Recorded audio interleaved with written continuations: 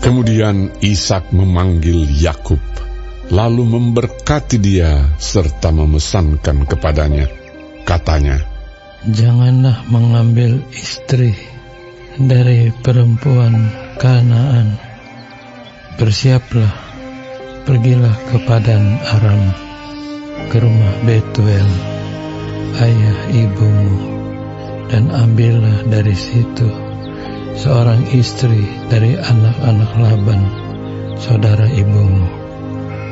Moga-moga Allah yang Maha Kuasa memberkati engkau, membuat engkau beranak cucu, dan membuat engkau menjadi banyak, sehingga engkau menjadi sekumpulan bangsa-bangsa.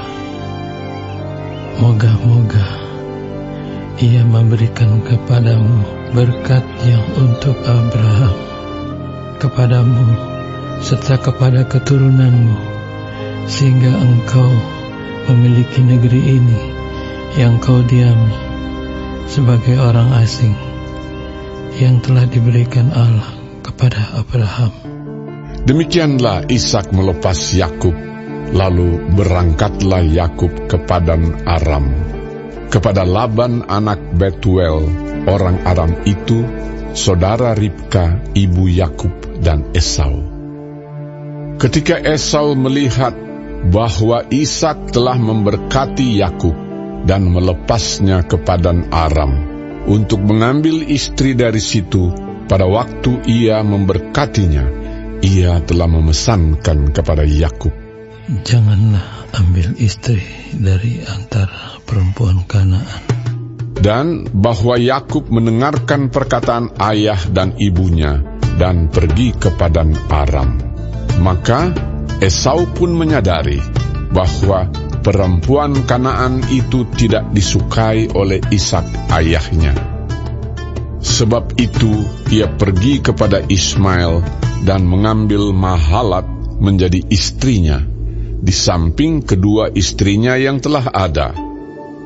Mahalat adalah anak Ismail, anak Abraham, adik Nebayot. Maka Yakub berangkat dari Beersheba dan pergi ke Haran.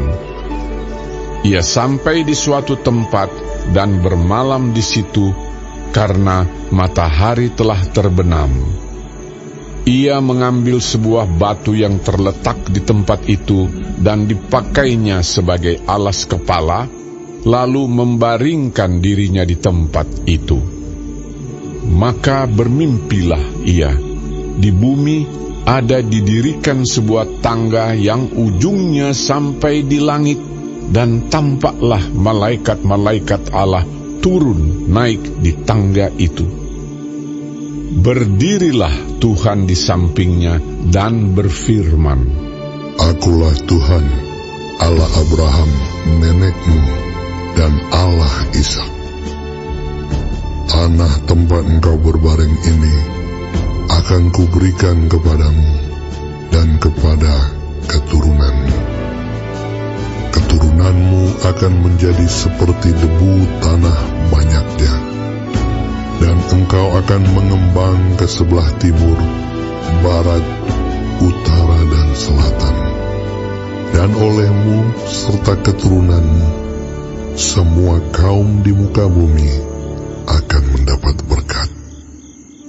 Sesungguhnya aku menyertai engkau, dan aku akan melindungi engkau kemanapun engkau pergi.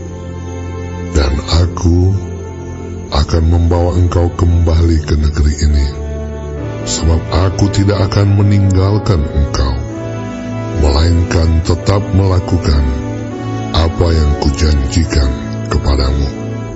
Ketika Yakub bangun dari tidurnya, berkatalah ia, "Sesungguhnya Tuhan ada di tempat ini, dan aku tidak mengetahuinya." Ia takut dan berkata, "Alangkah dahsyatnya tempat ini. Ini tidak lain dari rumah Allah. Ini pintu gerbang sorga."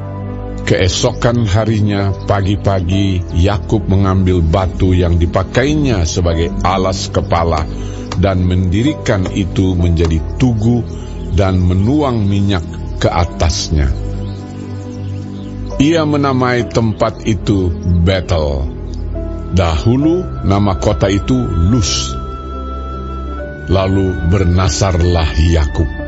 Jika Allah akan menyertai dan akan melindungi aku di jalan yang kutempuh ini, memberikan kepadaku roti untuk dimakan dan pakaian untuk dipakai, sehingga aku selamat kembali ke rumah ayahku, maka Tuhan akan menjadi Allahku, dan batu yang kudirikan sebagai tugu ini akan menjadi rumah Allah.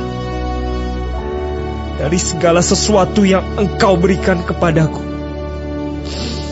akan selalu kupersembahkan 1/10 kepadamu.